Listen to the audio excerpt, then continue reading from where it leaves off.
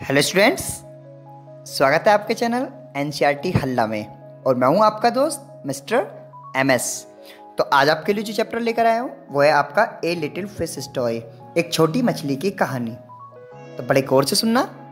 There are a great many millions fish in the seas. एक समुद्र में बहुत सारी लाखों, ठीक है ना, मछलियाँ थीं। But this story is the about just one of them. लेकिन ये उन लाखों की नहीं है, केवल उनमें से एक मछली की है।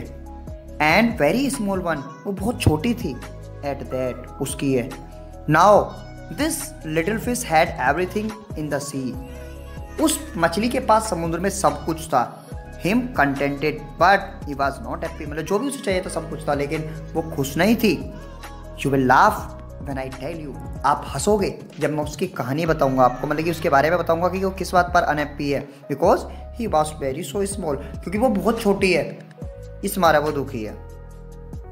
It is very hard to such a little mite of a fish.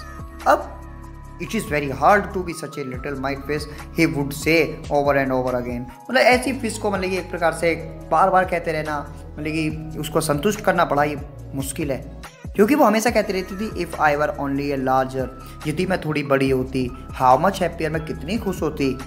I could be, मुझे होना चाहिए था, मतलब हो सकती। And he said it so many times, बहुत बार वो कहती रहती थी। That I think he believed it, और वो इस चीज़ में विश्वास करती थी। One day he was swimming along with the rest of his school.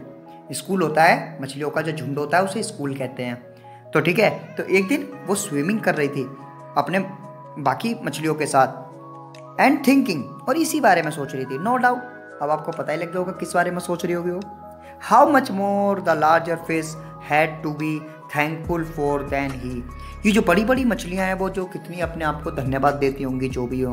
Van suddenly, जब अचानक, विद नो वार्निंग, कोई संकेत नहीं, कोई चेतावनी नहीं, they found themselves into meshes of a great net. एक वो अपने आप को उन्होंने एक बड़े से जाल में फंसा हुआ पाया। There was much floundering and splashing as the net was drawn up out of the water into the sunlight।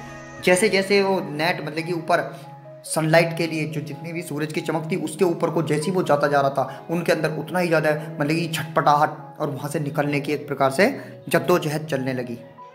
And just at its whole was being, जैसे ये सब चल रहा था।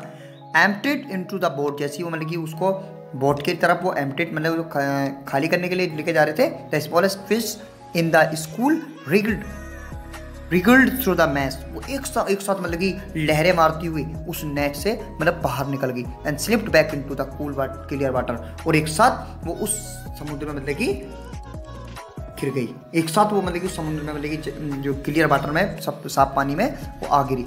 How good it felt. अब वो कितना अच्छा महसूस कर रही थी, हैं, कितना अच्छा महसूस वो कर रही थी। और उसके बाद हो गया he swam here and there and everywhere. अब वो इधर उधर अपना खूब मजे से मतलब कि जा रही थी। And some of the fish who knew him well all the rest of his life said they never again heard. फिर जितना भी उसका जीवन था कभी उसने नहीं कहा कि मैं छोटी हूँ। Said they never again heard the say whizzed anything but a little fish. कभी उसने अपने आप को मतलब कि वो ये नहीं सुना बट ए लिटिल फिश, लेकिन वो कहती रही छोटी फिश। तो कैसा लगा आपको उसकी कहानी छोटी फिश की? तो एक बार आप जरूर बताना एक बार, ठीक है। तो आप इसके देखिए, आप वर्ड मीनिंग देख लीजिए। मिलियन